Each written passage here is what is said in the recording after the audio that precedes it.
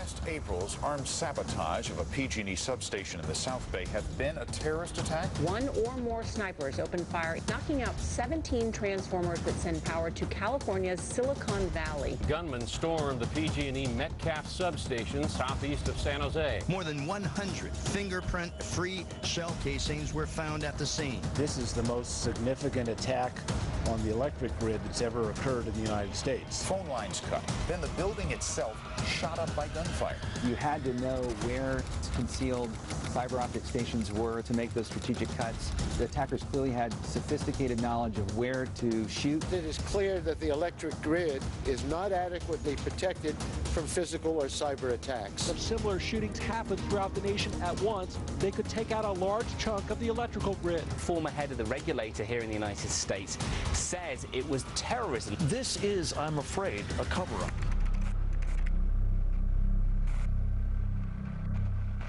Welcome to Real News Investigates. For the past half hour, we've taken a close look at what many experts agree is a major target for America's enemies, our power grid.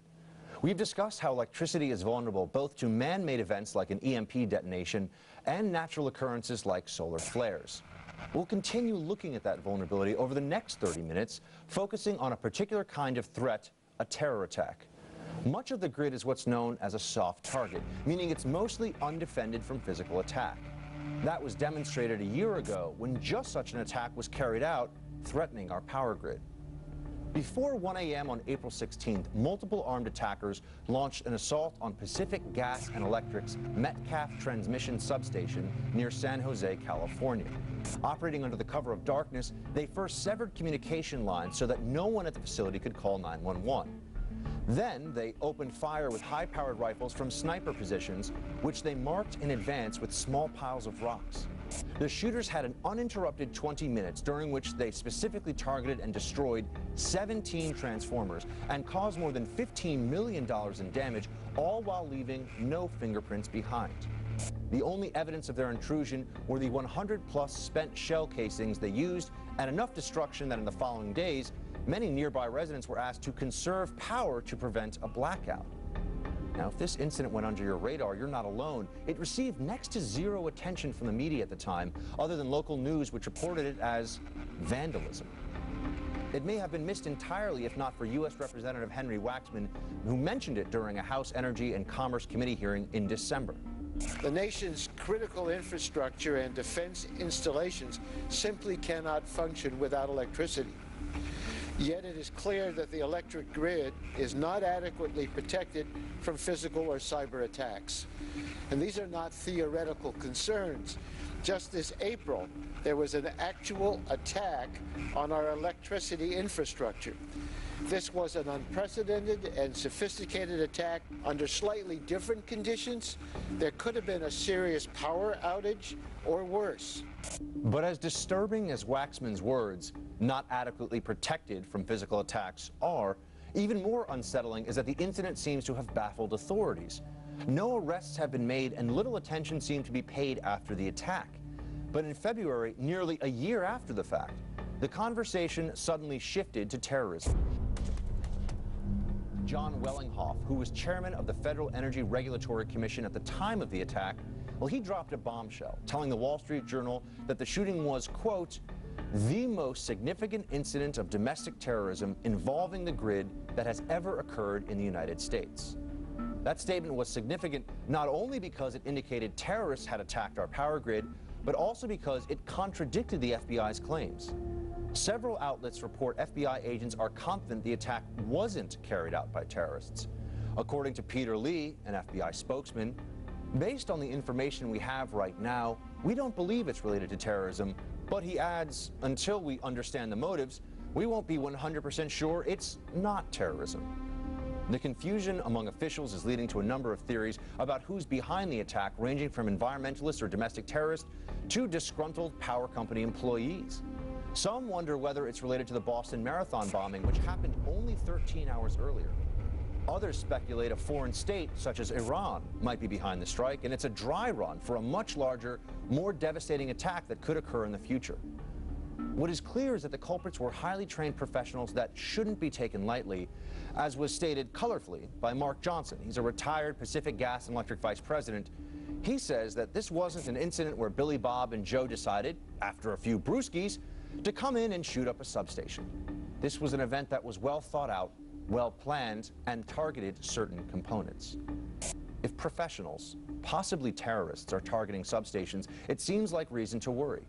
A leaked study by the Federal Energy Regulatory Commission concluded that destroying just 9 of the country's 55,000 electric transmission substations could send the entire country into a blackout lasting months.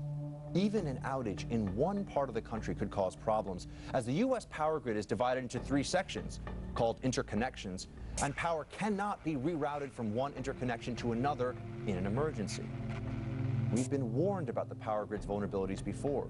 We've even been warned specifically of a terrorist attack similar to the incident in San Jose. A 2012 report from the National Academy of Sciences said our power grid's physical facilities are vulnerable to mechanical intervention or from serious physical damage from standoff attack projectiles and explosive devices. And the report points out that this is a tactic that's already in use around the world. Over the last decade, the Academy's report shows 2,500 attacks have been conducted against transmission lines and towers in various parts of the world, and more than 500 attacks over the same period have occurred against substations. Here in the United States, the majority of power grid incidents are classified as vandalism, which according to the Wall Street Journal accounted for 274 incidents in the last 3 years. But documents from New Jersey's Regional Operations Intelligence Center, reported by the Washington Free Beacon, say there's been an uptick in intrusions by unknown persons at electric grid compounds across the country, and officials are concerned. While there are those out there who wish to do damage to our electric grid, it seems like a no-brainer that we should fully investigate any attacks on our power infrastructure, particularly if they appear terror-related. But some believe that not only are we avoiding advanced steps to protect the grid, but that power companies, acting out of self-interest, are downplaying attacks that have occurred. Frank Gaffney, an Assistant Secretary of Defense under President Reagan, recently went as far as calling the San Jose incident a cover-up. We've seen the electric utilities try to conceal from the public the vulnerability of their infrastructure. And you used the term earlier in the program with my friend Jim Inhofe about cover-ups. This is, I'm afraid, a cover-up of one kind or another for whatever reason. So as theories abound about the attack in San Jose, are authorities getting any closer to solving the mystery? Mark Martin is a reporter at CBN News who has covered this story from the ground. He'll join me next.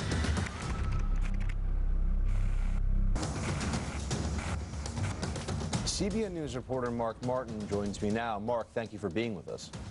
You bet. Glad to be here. So we know that it was multiple attackers that were engaged in this assault on the power substation. We know they were firing at night. They set up pre-planned positions. What other details give us a sense of both their intent and their capabilities from this incident? Well, it happened back on April 16th of last year, shortly after midnight.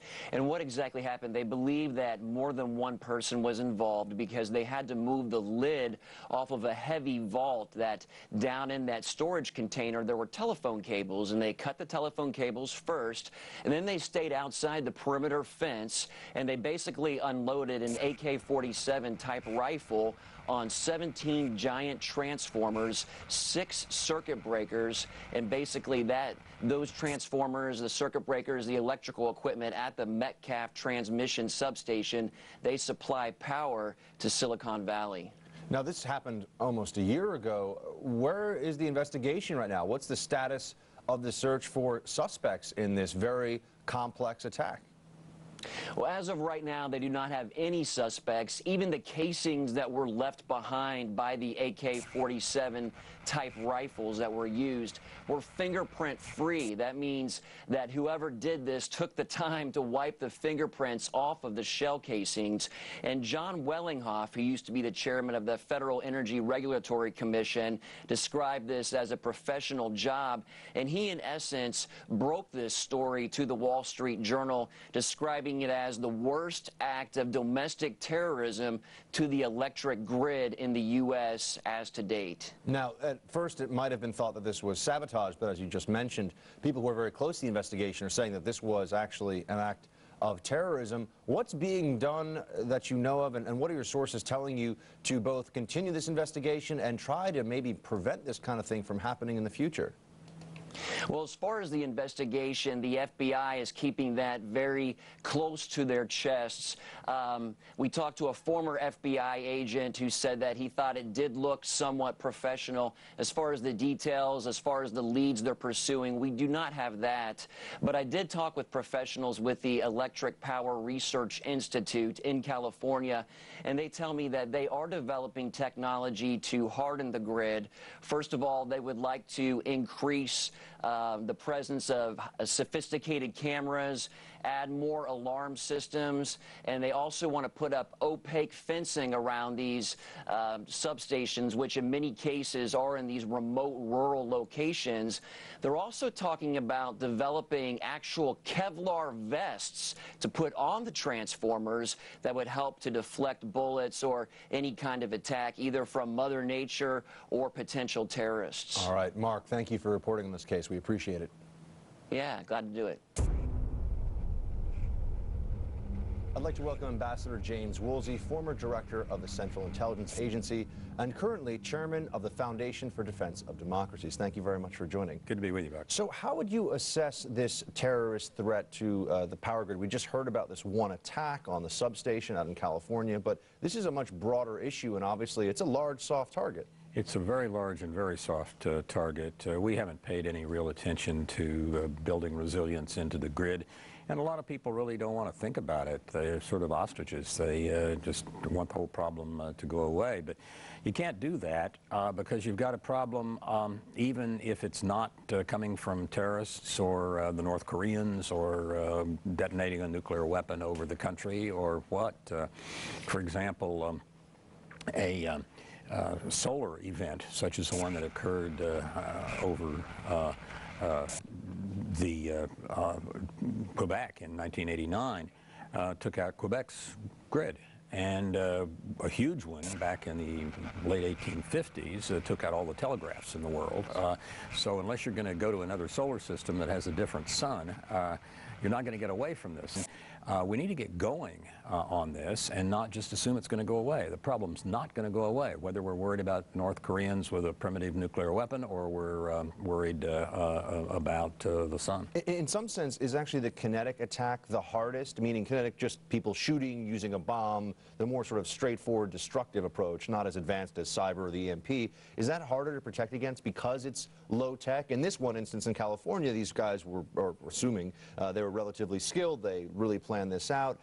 You've got a large power grid. You're not going to have armed guards everywhere. So is this just something we have to learn to live with, or are there things you can do? Preventative intelligence, is that the best option you have here? Intelligence can help, but the main thing is physical protection of the grid and the transformers especially. We need more companies making transformers. We need modular transformers so that a transformer, which is the heart of the system, it steps up the voltage so it can be transmitted long distances and then steps it down so we can use it in our kitchens.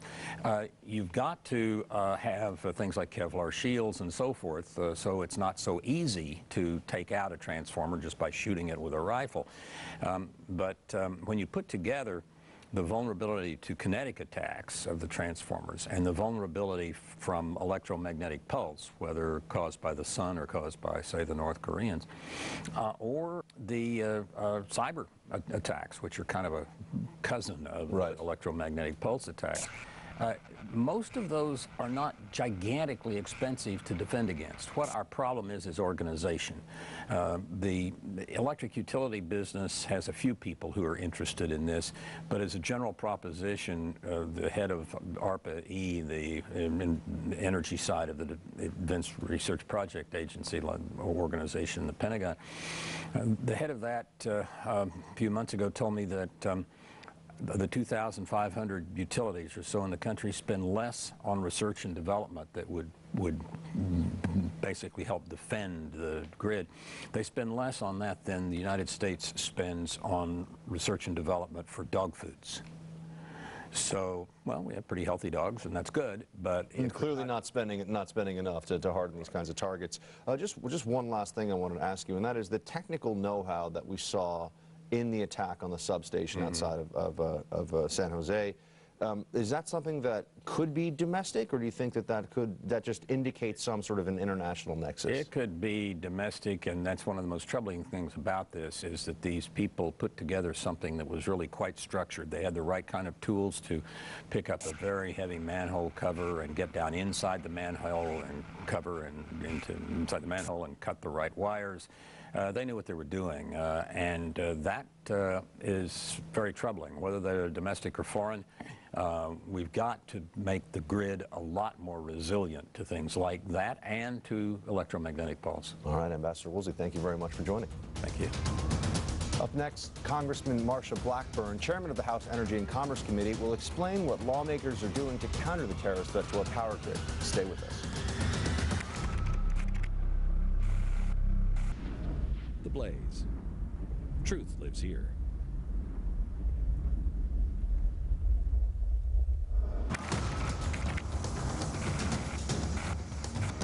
Joining me now is Congressman Marsha Blackburn, the Vice Chairman of the House Energy and Commerce Committee. Congressman, thank you for joining us.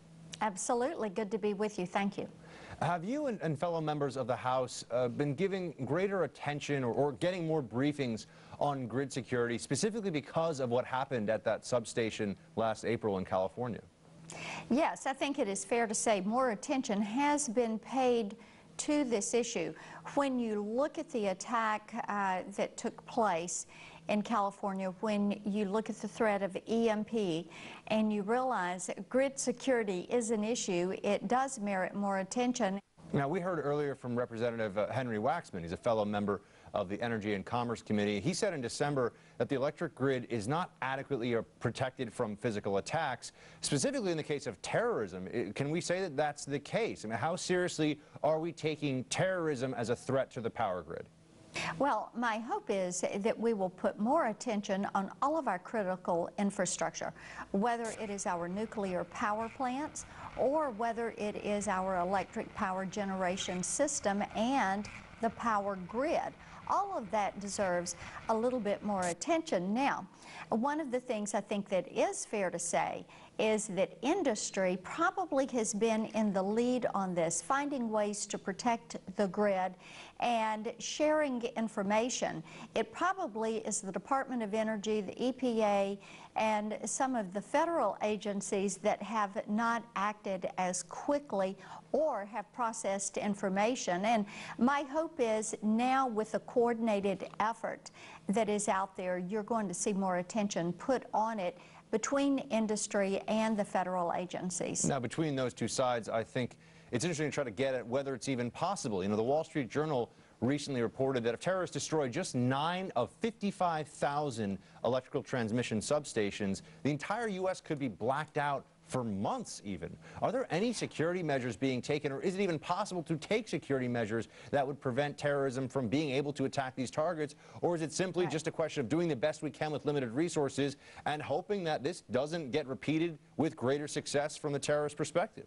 Right, and I think that putting the attention on the substations is important. And when you look at the over 50,000 substations, as you just said and quoted, and their placement around the country, if you don't have a prioritized system of how to deal with those and handle the integration of that into the power grid, then you really have, that is kind of step number one and a problem that is there. How are you going to prioritize those?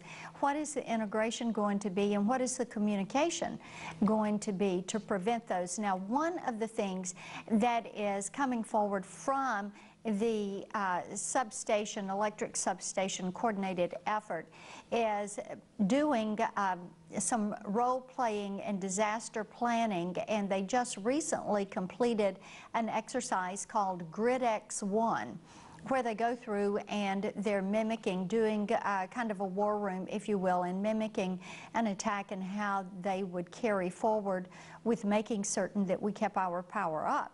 But I have to tell you, it is of tremendous concern to me when you look at the vulnerabilities for our nuclear power generation facilities and also for our power grid. The vulnerabilities there for cyber attack, for sabotage, and the lack of preparation that is there. When you talk about security, this is one of the areas that certainly deserves more attention. Congressman, before we go, do you have any inclination, based upon what you've already found out on this attack, based upon previous public briefings, who's responsible for this attack? We haven't been able to get to that answer yet. No, we have not been able to get that answer, and we are very hopeful when we have our briefing that we're going to be able to get a little bit more information, and hopefully they know by now exactly who was responsible for this attack, and the hope would be that they are going to face the felony penalties that should be placed upon them. And I think that also it is one of those areas where we hope that FERC and NERC and the power distributors and generators are learning from this. And as I said, as they are beginning a coordinated effort, you know, maybe a little bit late for some of us, what we would have liked to have seen, but at least they're beginning that effort, that they will increase that information share and communication to help make certain that we do not have an attack on the grid that puts us into a blackout situation that could last days, weeks, or months. All right, Congressman Blackburn, thank you very much for joining me. It's appreciated. Thank you so much.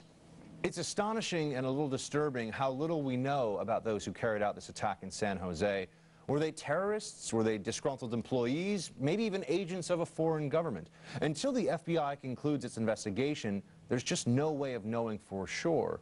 But if we don't ask the tough questions and illuminate the truth now, it seems we could literally end up in the dark. The truth often lies somewhere between the sensational and the mundane, and our mission is to find it. This has been Real News Investigates. Thanks for watching, America. Good night.